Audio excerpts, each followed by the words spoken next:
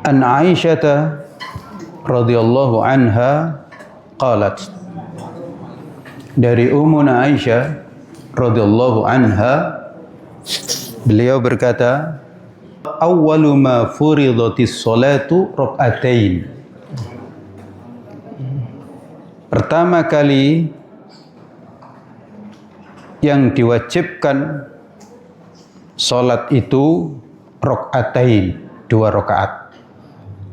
Fa uqirrat salatus safar, maka ditetapkan sebagaimana yang pertama kali itu salat safar, salat orang yang dalam kondisi berpergian, artinya 2 rakaat.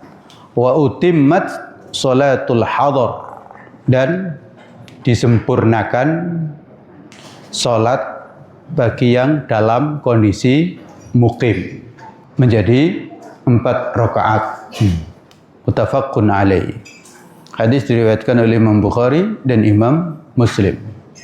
Walil Bukhari, dan di dalam hadis yang ada di dalam Sahih Bukhari disebutkan tsumma hajara, kemudian Nabi hijrah, fa furidat arba'an, maka difardukan, diwajibkan salat itu 4 rakaat.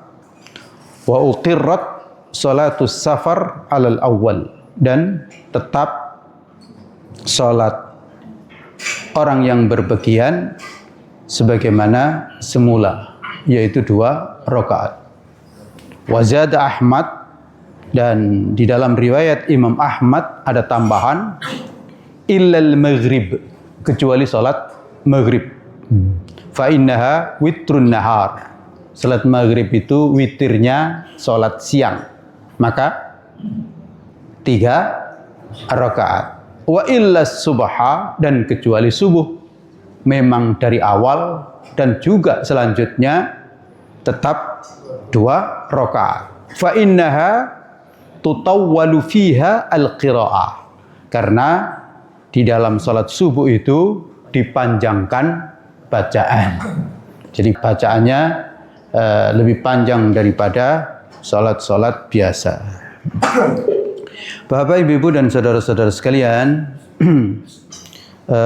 kita masuk di dalam bab salatul musafir dan al-marid, salatnya orang yang sedang dalam kondisi safar dan orang yang sedang dalam kondisi sakit.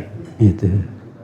Ini menunjukkan keagungan salat, bahwa salat itu adalah agenda dan kewajiban serta kebutuhan yang paling utama, sehingga dalam kondisi bepergian pun, dalam kondisi sakit pun, tetap harus dilakukan. Gitu.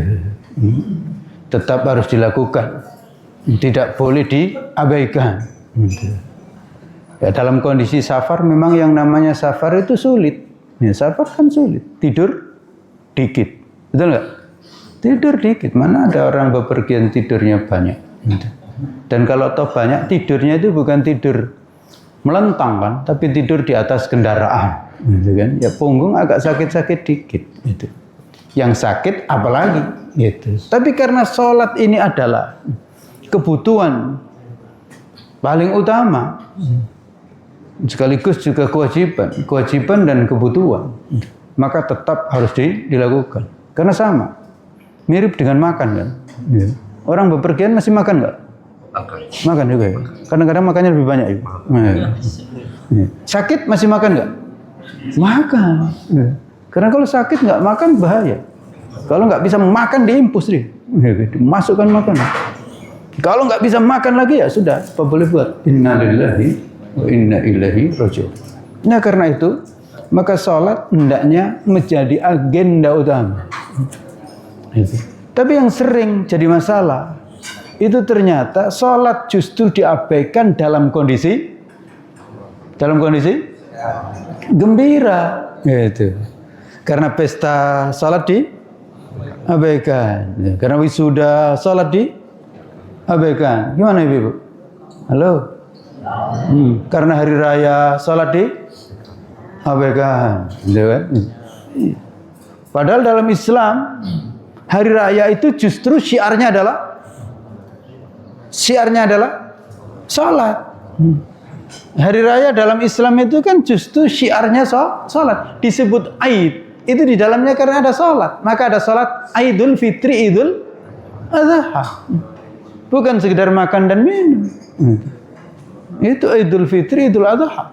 Dan itu mencerminkan dalam kondisi gembira ya tetap salat. Wong yang sunnah saja justru ditambahkan di situ, apalagi yang fardu. Tapi sayangnya salat subuh di Idul Fitri gimana? Kosong katanya di situ. Idul Adha juga begitu. Nah, di sini kita diingatkan justru di saat safar, di saat sholat tetap diagendakan sholat. Menjadi agenda yang utama. Bapak, Ibu, dan saudara-saudara sekalian, berikutnya hadis ini menunjukkan apa? Sholat itu pada awalnya diwajibkan 2 rakaat. Awalnya. Sholat itu kan diwajibkan saat Nabi masih di Mekah dan itu di akhir periode Mekah ya. Karena diwajibkan saat Nabi Isra dan Mi'raj. Sebelum Isra dan Mi'raj nggak ada salat 5 waktu. Sebelum Isra dan Mi'raj tidak ada salat 5 waktu. Adanya salat sunnah.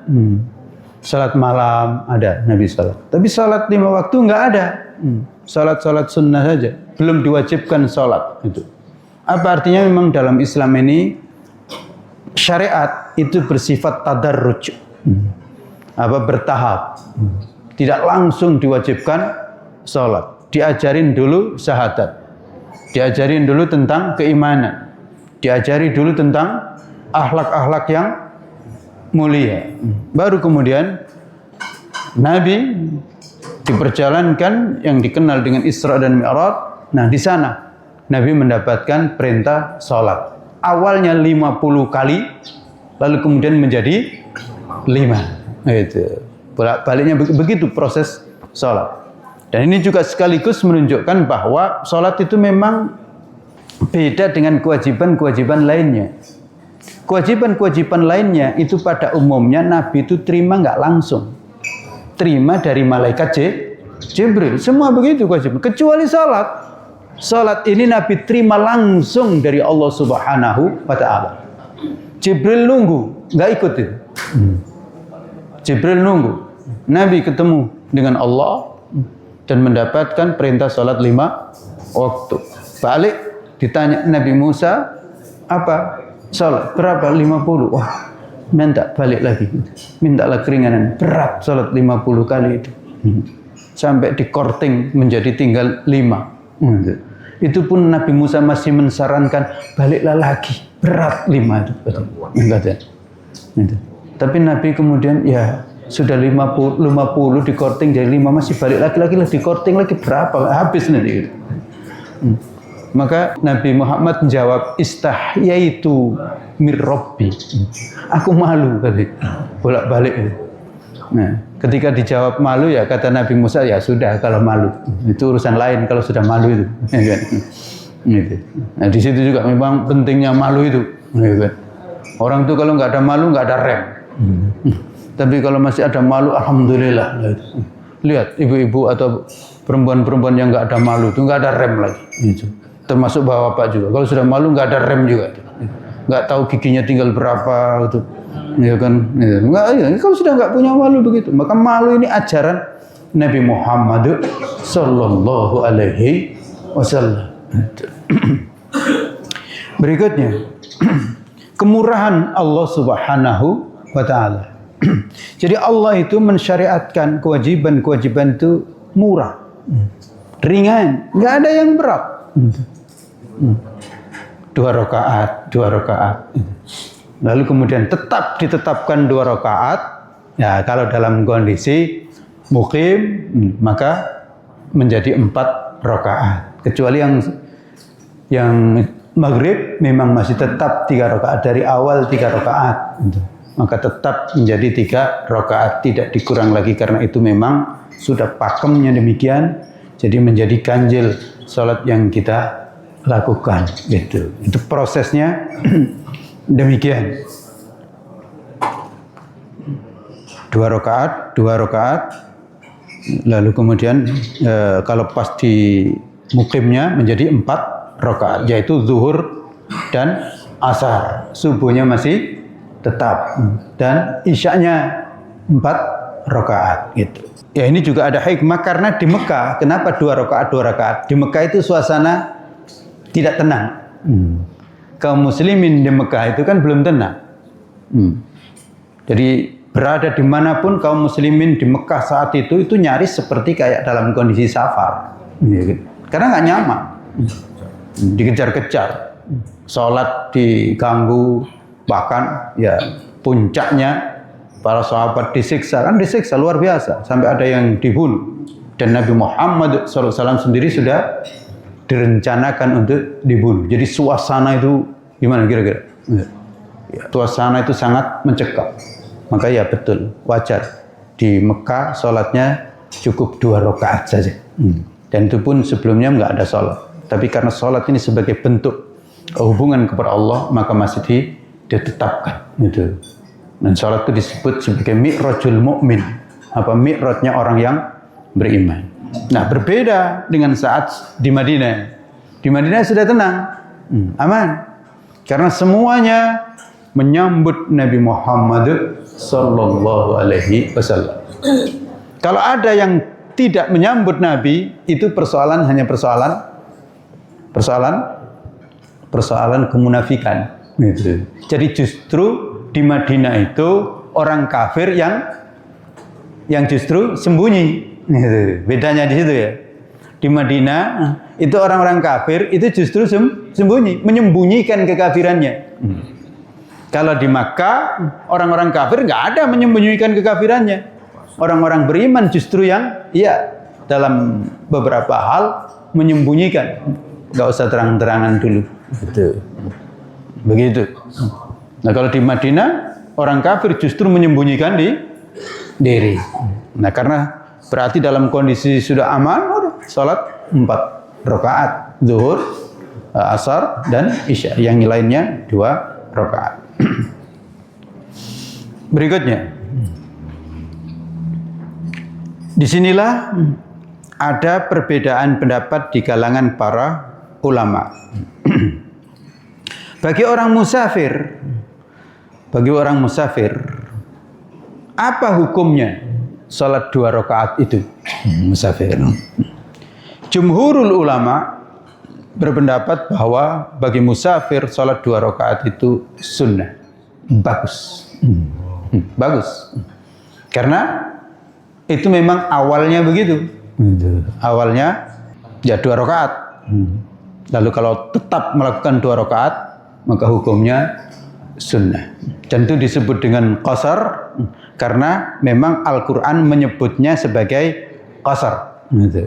Dalam surat An-Nisa ayat 101 itu, فَإِذَا ضَرَبْتُمْ فِي الْأَرْضِ فَلَيْسَ عَلَيْكُمْ جُنَاحٌ أَنْ تَقْصُرُوا مِنَ الصَّلَاةِ.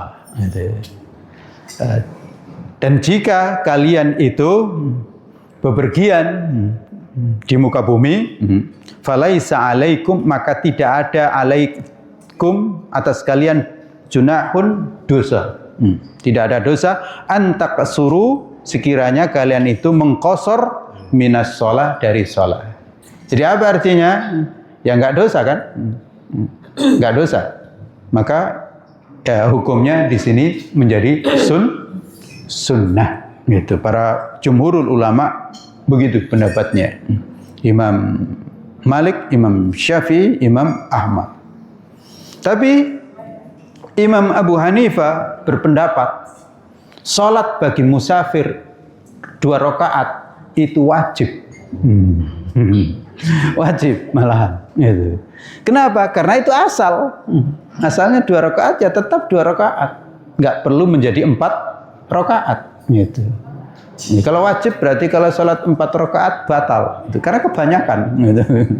Gitu. Jadi dalam mazhab Imam Abu Hanifah, sholat bagi orang musafir itu cukup 2 rakaat. Gitu. Gitu.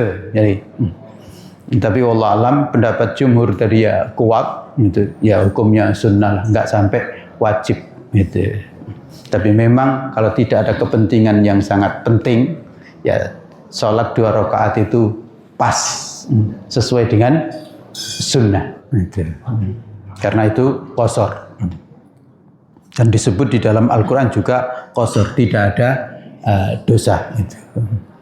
Tapi perlu diketahui, kalau musafir kok kemudian mampir di masjid, imamnya sholat 4 rakaat, memang semua sepakat harus ikut imam, gitu. Di situ. Kalau mukim yang ngimam, maka musafir ikut yang mukim. Gitu. Kalau musafir yang ngimam, bagusnya ya 2 rakaat. Menurut jumhur tadi 2 rakaat. Mukimnya ikut musafir. Gitu. Kalau menurut Abu Hanifah wajib. Gitu. Kalau musafir kok disuruh jadi imam, ya maka saya sholat 2 rakaat. Bapak yang mukim lanjut. Gitu. Karena demikian Nabi Muhammad sallallahu alaihi wasallam saat di Mekah. Saat di Mekah, Nabi Muhammad saat di Mekah menjadi musafir.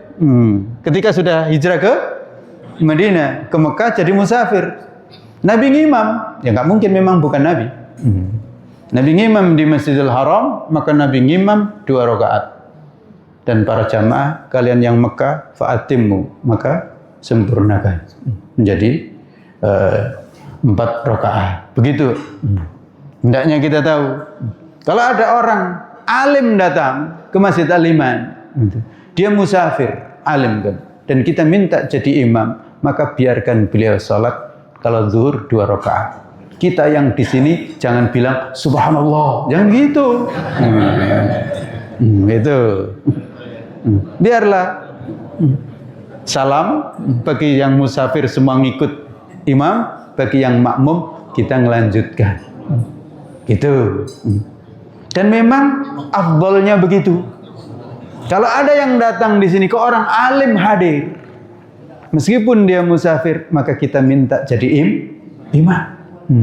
Dia alim. Syekh Sudes misalnya datang ke sini. Gimana? Kita suruh jadi makmum atau jadi imam? Salat Isya. Ya kita ingin jadi imam lah beliau, alim. Kalau Ustaz Samlan udah biasa di sini. Atau bukan hanya Syekh Sudes, siapalah. Ustaz Daud Rosid atau siapa, atau Ustaz Muslih Abdul Karim, atau yang pokoknya alim. Kita minta.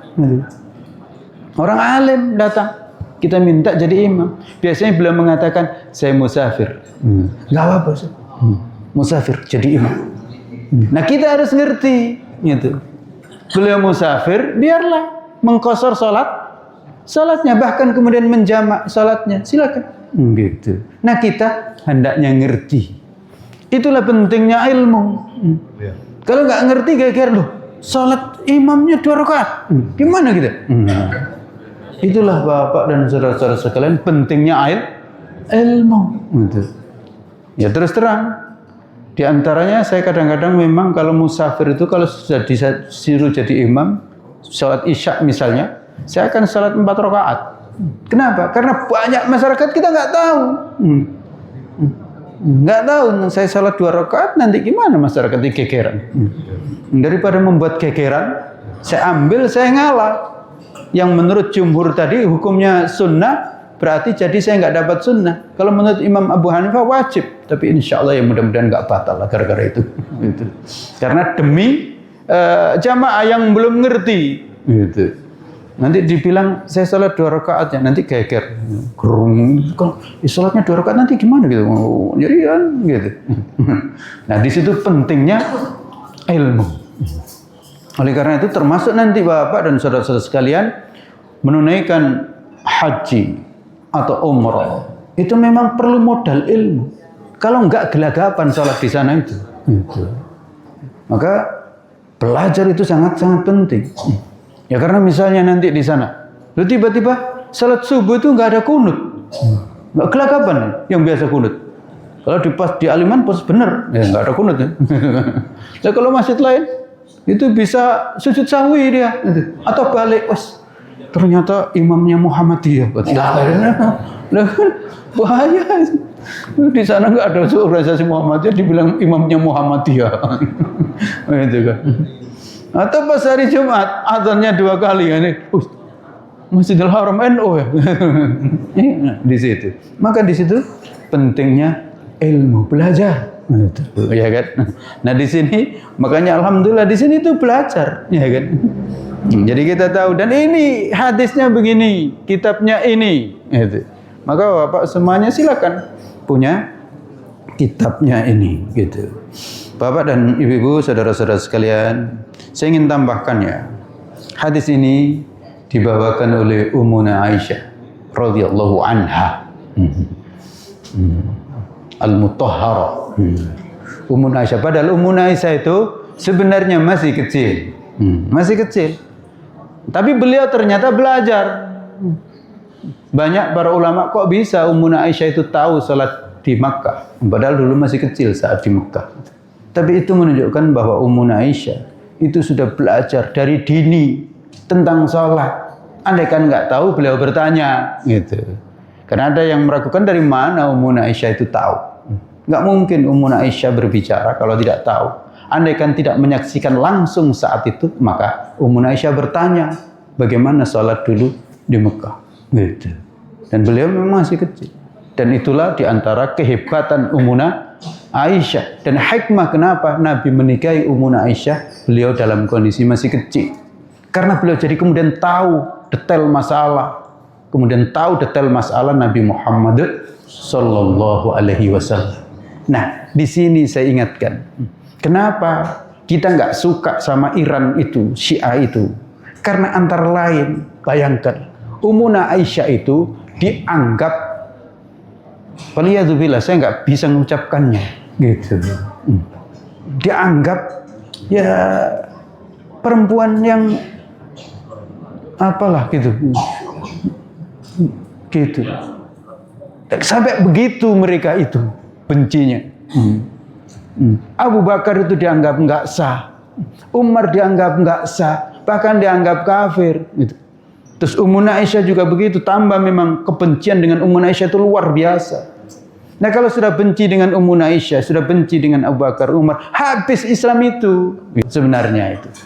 Jadi kita harus tahu bahwa mereka kok sekarang gempur Israel, kita senang juga, memang senang.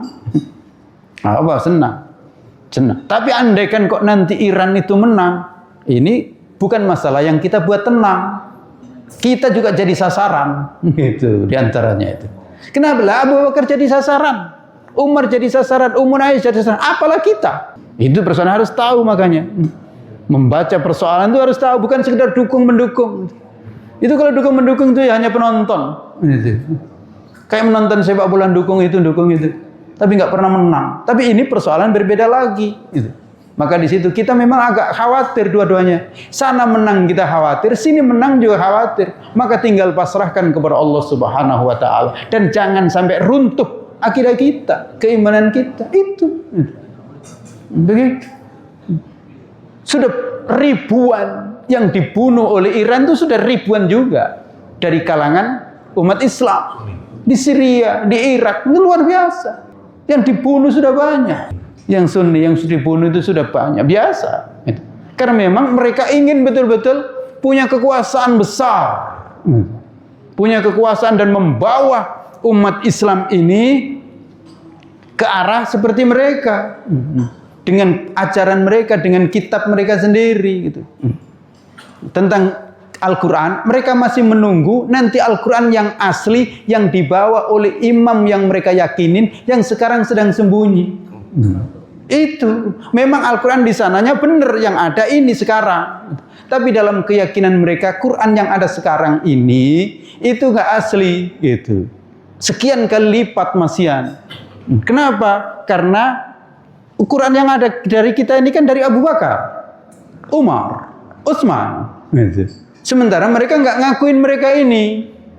Nah, Quran yang asli disebut dengan Quran Fatimah itu masih nanti katanya munculnya.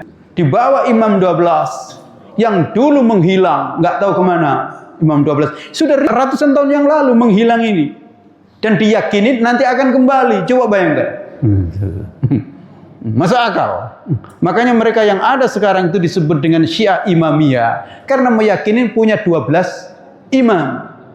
Imam yang ke-12 ini sedang sembunyi katanya. Gitu. Bukan baru nanti lahir, bukan. Sudah lahir dulu tapi sembunyi. Gitu. Jadi perlu agak ngerti dikit. Gitu.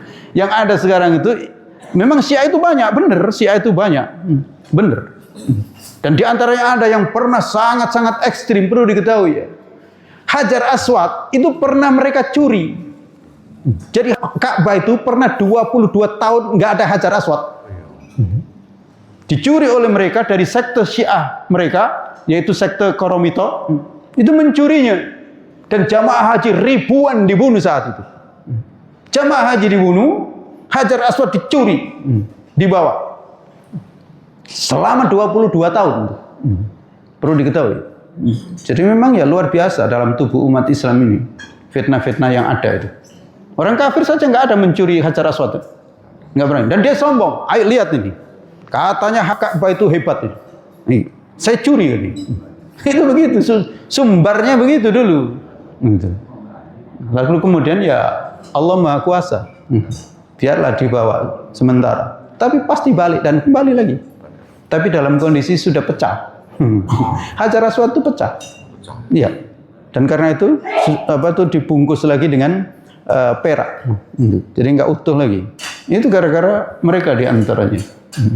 Tapi ya kita beribadah tetap beribadah. Kita nggak nyembah Hajar Aswad. Meskipun 22 tahun Ka'bah itu tanpa Hajar Aswad, ya haji tetap berlangsung. Tapi ujungnya kembali ya kembali. Makam Ibrahim juga pernah dicuri orang. Begitu.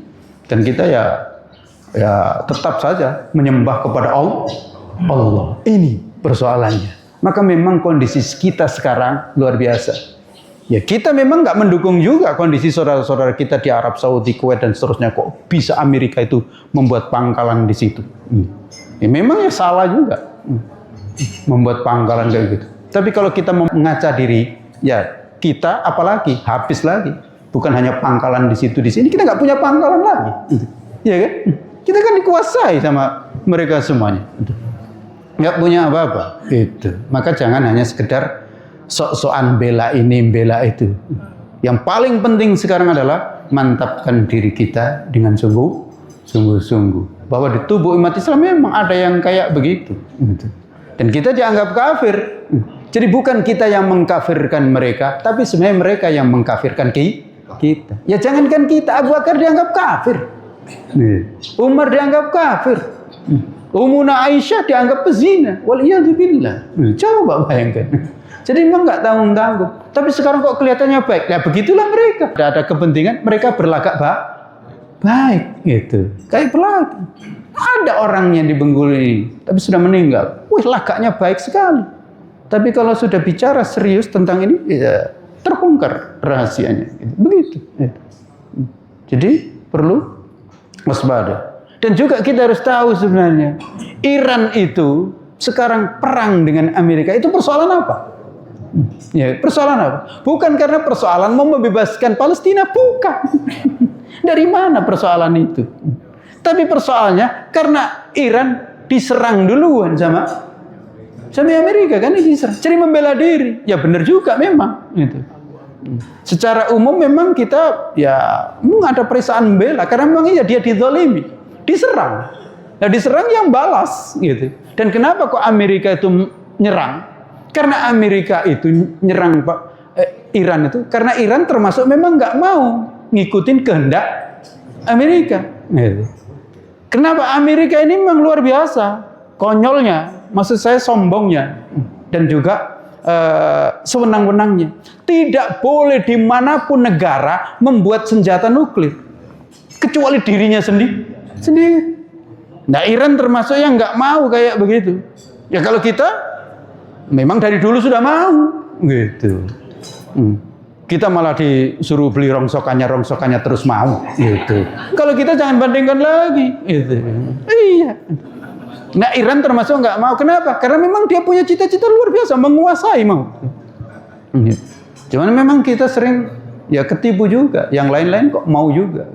Dan nah Iran nggak mau. Jadi itu kepentingannya. Bukan karena mau memerdekakan Palestina, bukan. Mana ada. Gitu. Dari mana dia mau membela saudara-saudara kita di Palestina? Tidak, agendanya lain. Gitu. Ini kebetulan saja. Maka kebetulan ya sebenarnya secara lahiriah kita senang saja Israel itu dibombardir, biarlah. Gitu. Tapi setelah itu, andaikan Iran itu menang, ya kita punya PR baru. Saya agak deg-degan. Jamaah haji ini bisa berangkat atau tidak? Gitu. Karena sejarahnya begitu. Di antaranya ulah Syiah ini selalu membuat masalah dalam antara lain soal haji. Gitu. Dalam kondisi tenang saja kalau ada masalah itu siapa biasanya itu ya dari Syiah yang buat masalah gitu. Dan memang salah satu yang diincar itu kalau ini selesai, andaikan Amerika itu selesai kalah, memang kita harus ya agak deg-degan karena sasarannya Iran akan menguasai Masjidil Haram, menguasai Ka'bah. Insya begitu. Di antara yang ingin diinginkan. Nah silakan. Kita mau nggak kira-kira haji itu dipimpin zaman Syiah? Itu di situ. Dan tentu saya kira ya nggak mungkin. Meskipun sebenarnya Iran sudah punya tandingan sendiri, sudah punya, yaitu kuburan Khomeini di Karbala itu. Itu setiap tahun sekali lebih dari haji kata mereka. Labbaika Husain, labbaika Husain, begitu ucapannya, bukan labbaika Allahumma labbaik. Coba bayangkan. Nah di tempat kita ada juga itu. Apa itu? Labbaika Husain. Naudzubillah, masya Allah, saya nggak ngerti bagaimana Bengkulu ada kayak gitu dan diam semua. Itu di situ ada. Padahal kuburan siapa itu? Dianggap Karbala. Terus di depan kuburannya itu labbaika Husain. La haula wala quwata illa billah. Alangkah di mana akalnya? Coba di mana akal? Di situ. Kok bisa ditulis di sekolah labbaika Husain? Itu apa persoalannya? Kita ya kalau haji labbaika Allahumma labbaik. Nah di Iran sana itu labbaika Husain, masya Allah melebihi haji dan mereka mengatakan lebih dari haji. Lihat ini, siapa yang lebih banyak katanya. Itu begitu. Padahal sudah punya. Tapi masih nggak terima kalau kita haji ke Ka'bah itu dan mereka akan menguasainya juga. Itu persoalan-persoalan yang harus dimengerti. Maka nggak sekedar kayak orang-orang yang nggak pernah ngaji. Gitu. Nah kita ngaji yang ngerti. Itu.